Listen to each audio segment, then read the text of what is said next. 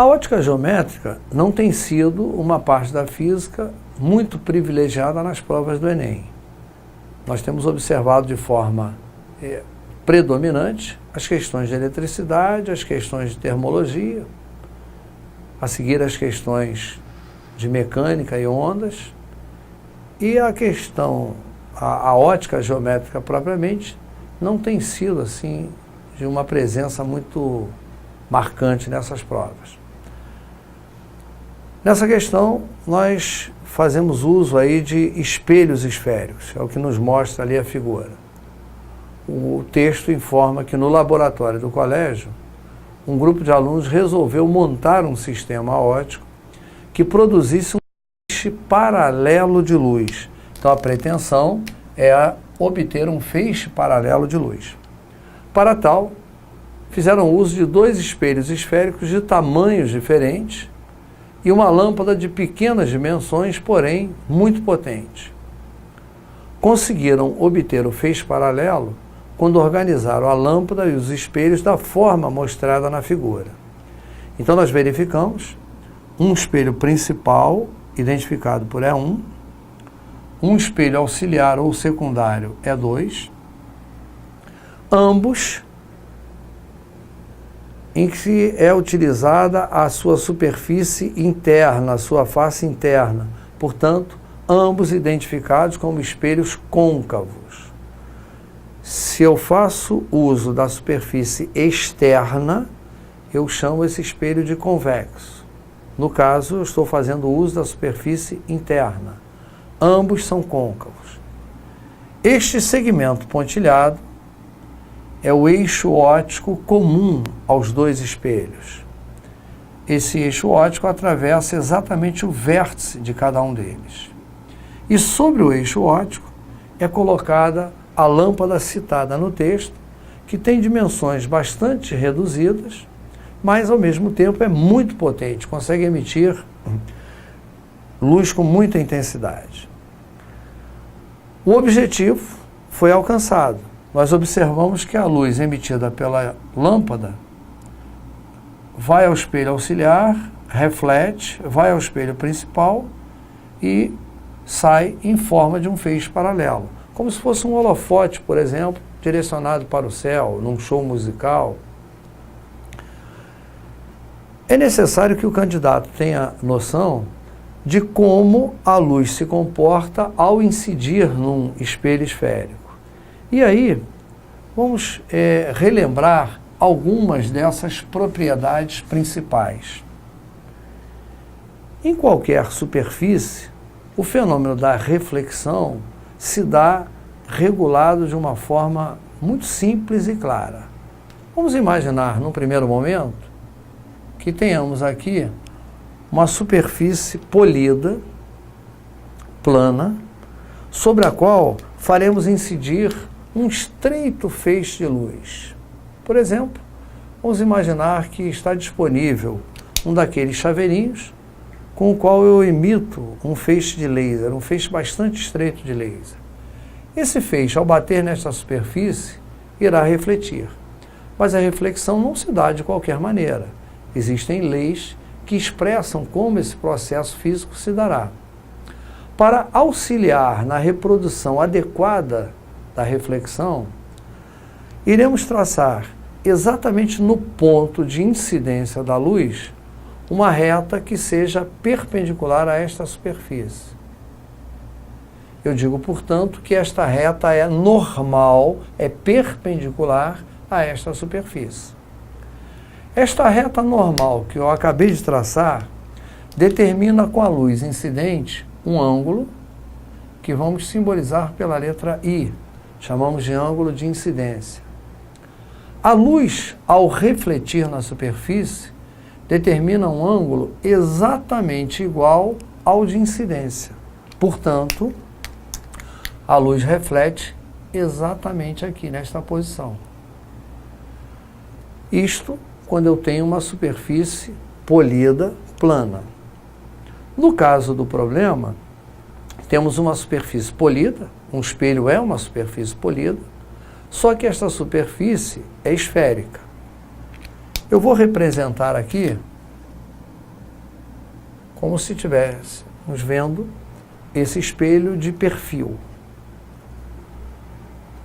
Eu vou traçar o eixo óptico do espelho e sobre esse eixo óptico são identificados aqueles pontos que são considerados fundamentais nos espelhos esféricos. Essa interseção do eixo óptico com o espelho nós chamamos de vértice. Nós temos este ponto que corresponde ao centro geométrico da esfera que originou o espelho e temos aproximadamente no ponto médio deste raio o chamado foco principal do espelho. Esses elementos são elementos que nos auxiliam a compreender de que forma a luz se comporta ao atingir o espelho. Se eu disponho do mesmo chaveirinho que emite um estreito feixe de laser e faço a luz incidir, por exemplo, nesta posição aqui, é evidente que ao bater naquele ponto, ela irá refletir. E o que nós faremos para traçar com absoluta precisão a trajetória da luz refletida? O mesmo que fizemos aqui. Vamos traçar, em primeiro lugar, uma normal, uma perpendicular a esta superfície, neste ponto, no ponto de incidência. A normal, a perpendicular à superfície esférica, evidentemente ficará alinhada com o centro desta superfície. Ela terá a direção do raio. Esta é a reta normal a esta superfície neste ponto. Portanto, este que temos aqui é o ângulo de incidência, que é exatamente igual ao ângulo de reflexão. Esta luz, então, ao atingir o espelho, irá refletir nesta direção aqui. Eu tenho ali representada a trajetória da luz refletida no espelho esférico. O mesmo valeria para a superfície externa do espelho, para a superfície convexa. Ora, mas você observou que esse processo ficou um pouco trabalhoso. Precisei traçar uma normal, marcar os ângulos. Mas existem algumas situações em que é desnecessária a representação da reta normal, dos ângulos. Se fizermos, ótimo, muito bem, vai dar certo, mas é totalmente desnecessário. E quais são esses casos em que eu estou desobrigado de fazer essa representação? Eu identifico prontamente a forma como a luz irá refletir. Eu tenho aqui mais uma vez o espelho esférico, eu tenho aqui o eixo óptico, vértice, foco, centro de curvatura. Um dos casos particulares ocorre quando a luz incide, observem, paralelamente ao eixo óptico do espelho. Se tivermos o trabalho de traçar a normal, marcar os ângulos, vamos observar que essa luz, ao refletir, estará aqui na direção do foco principal do espelho. Portanto, podemos ganhar tempo e dizer: luz que incide paralelamente ao eixo óptico do espelho reflete na direção do foco. Isto valeria também para a face convexa. Se ela incidir paralelamente ao eixo, vejam, a partir deste ponto a luz reflete, porém reflete alinhada com a direção do foco. Isto vale tanto para a face côncava quanto para a face convexa. Podemos raciocinar de forma inversa. Se a luz, ao incidir paralelamente ao eixo óptico, reflete na direção do foco, quando incidir na direção do foco, irá refletir paralelamente ao eixo óptico. Nós enquadraríamos este como um segundo caso particular. Temos Um terceiro caso particular, e eu vou aproveitar e apagar aqui esse lado, verificando a seguinte situação: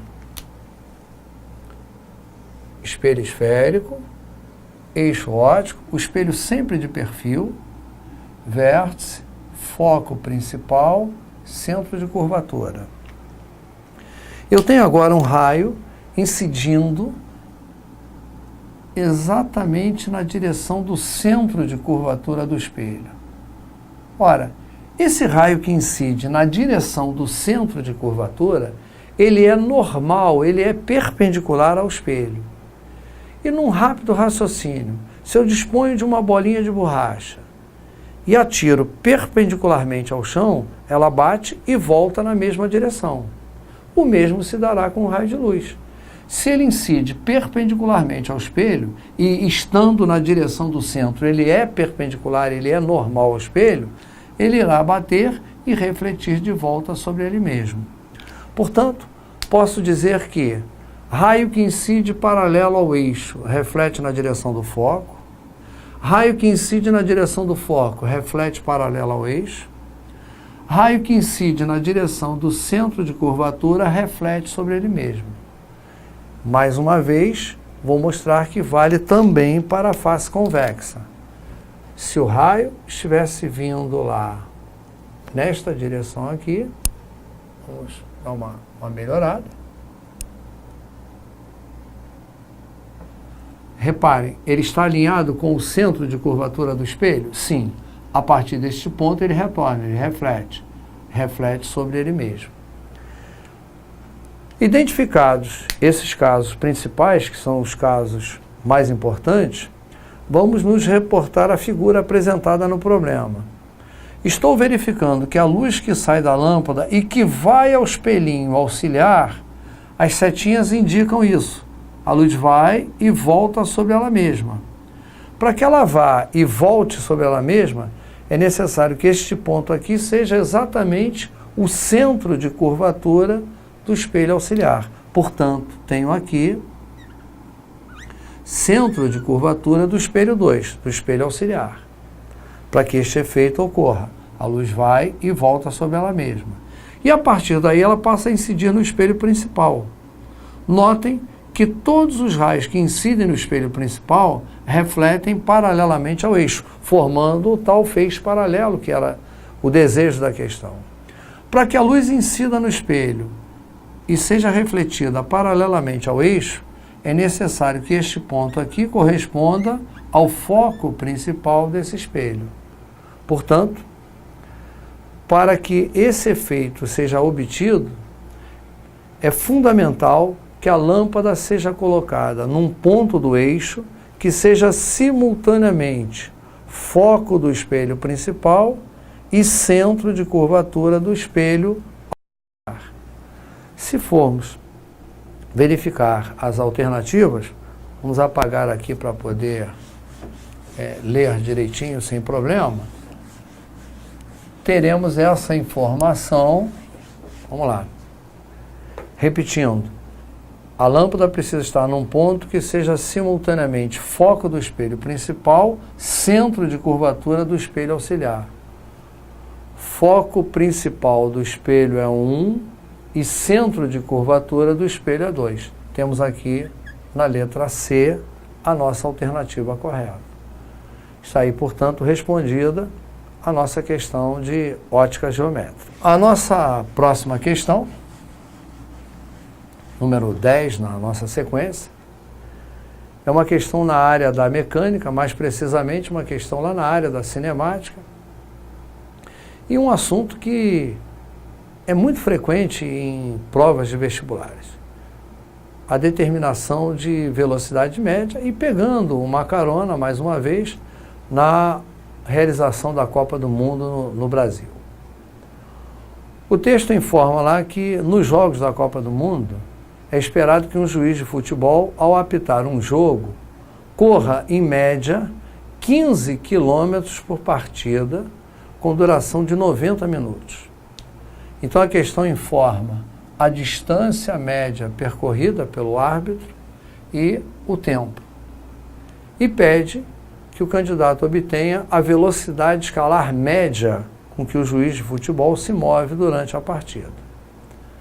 Observem que as alternativas todas estão expressas em quilômetros por hora. Eu determino a velocidade média fazendo a razão entre o ΔS, o deslocamento, e o tempo necessário para que ele se realize. O deslocamento está informado 15 quilômetros, o tempo vem expresso em minutos. O cuidado que o candidato precisa ter é fazer a conversão desses 90 minutos para hora. 90 minutos corresponde a 1h30. O dia a dia do futebol aí nas nossas vidas nos permite fazer com total rapidez essa conversão. 90 minutos, 1,5 horas, 1h30. Ora, 15 dividido por 1,5 vai nos dar como resultado 10 quilômetros por hora. Portanto, alternativa D responde adequadamente à questão. Questão relativamente simples, rápida de fazer e que proporciona ao candidato um tempo extra em algumas outras questões que sejam mais complexas. A questão seguinte ainda continua abordando o estádio do Maracanã, a questão da Copa do Mundo, e entra na questão de ordem de grandeza. Ela faz uma primeira apresentação sobre o estádio, relatando que ele já havia sido utilizado na Copa de 50, volta a ser utilizado na Copa de 2014, e que nesse período ocorreu uma redução no número de pessoas, né, que podem assistir aos jogos. Então ele diz aqui que atualmente, agora em 2014, o Maracanã diminuiu ainda mais, vejam, e agora suporta cerca de 77 mil pessoas. Então o texto dá a informação de que hoje a capacidade do estádio gira em torno de 77 mil. Ele originalmente foi construído para uma capacidade de aproximadamente 200 mil pessoas. Significa que houve uma retração aí bastante expressiva. Bom, a proposta da questão é a ordem de grandeza do número máximo de pessoas que poderão estar presentes no estádio para assistir a final da Copa do Mundo 2014, qual é? Então ele me deu o número 77 mil e quer que eu obtenha a ordem de grandeza. Ordem de grandeza significa expressar o resultado sob a forma de uma potência de 10. O número apresentado no problema é 77 mil. 77 mil pessoas. O primeiro passo nosso aqui é no sentido de escrever esta medida no padrão chamado de notação científica. Notação quer dizer escrita científica, a forma padronizada para escrevermos as medidas. Esta forma implica utilizar na parte inteira da medida apenas um algarismo, e este algarismo não pode ser o zero. Portanto, vejam, embora não apareça, eu sei que existe uma vírgula aqui, e eu posso movimentar essa vírgula à vontade. Então vou trazê-la para cá, de forma a ficar com apenas um algarismo na parte inteira. E não podendo ser o zero, eu tenho que parar aqui. Porque se eu viesse até aqui, seria necessário colocar um zero aqui na frente. Então eu vou escrever 7,7. Para compensar o número de casas que eu andei, vou acrescentar a potência de 10. A vírgula saiu desta posição aqui. Portanto, eu desloquei 1, 2, 3, 4 casas. Então vou colocar um 10 elevado a 4. Na verdade, a medida que eu tenho aqui é a mesma que eu tenho aqui em cima. Apenas aqui ela está escrita neste padrão científico. 7,7 vezes 10 à quarta pessoas. Como a proposta do problema é obter ordem de grandeza, e ordem de grandeza é somente a potência de 10, vou então suprimir esta parcela aqui para ficar apenas com a potência de 10. Ocorre que há um procedimento a ser adotado. A parcela que será suprimida, para que eu fique só com a potência de 10, deverá sempre ser comparada com o valor 3,16 dentro do seguinte critério. Se aquilo que eu abandono é menor que 3,16, a potência de 10 fica como está e a ordem de grandeza está pronta. Se o que eu abandonar for igual ou maior que 3,16, devo acrescentar uma unidade ao expoente da potência de 10. E é o que acontece nesse caso. 7,7 é maior que 3,16. Portanto, o correto é acrescentar uma unidade e teremos então como resposta 10 elevado a 5 pessoas. Para que haja uma interpretação adequada do resultado, lembro que 10 elevado a 5 é o mesmo que 100 mil. Então, o nosso resultado está dizendo que haverá um número próximo de 100 mil assistindo a essa final. 10 à quinta, nós assinalamos aqui a letra C como resposta correta. Embora tenhamos resolvido o problema, ficou no ar uma questão. Por que o 7,7 precisa ser comparado com o valor 3,16? Há alguma explicação para isso? Evidentemente que sim. E aí, vamos fazer aqui esta análise. Eu lhes falei que este número aqui apresentado, ele é escrito neste padrão, que é chamado tecnicamente de notação científica. Neste padrão da notação científica, eu terei aqui apenas um algarismo na parte inteira, e esse algarismo não pode ser o zero. Portanto, este número aqui será sempre 1, alguma coisa, 6, um número, 8, alguma coisa. Enfim, será sempre um número compreendido entre 1 e 10. Ora, 1 e 10. 1 é uma potência de 10. É 10 elevado a 0. 10 é 10 elevado a 1. Entre 10 elevado a 0 e 10 elevado a 1, nós dizemos que ocupa a posição central o 10 elevado a meio, que nada mais, nada menos é do que a raiz quadrada de 10. E se você utilizar uma maquininha de calcular, por mais simples que seja, a raiz quadrada de 10 você vai obter o valor 3,16. Portanto, o nosso procedimento a rigor foi o seguinte: se aquilo que eu abandono é menor que 3,16, eu estou mais próximo de 10 elevado a 0. Então é como se eu fizesse aqui um arredondamento para 10 elevado a 0, se fosse menor que 3,16.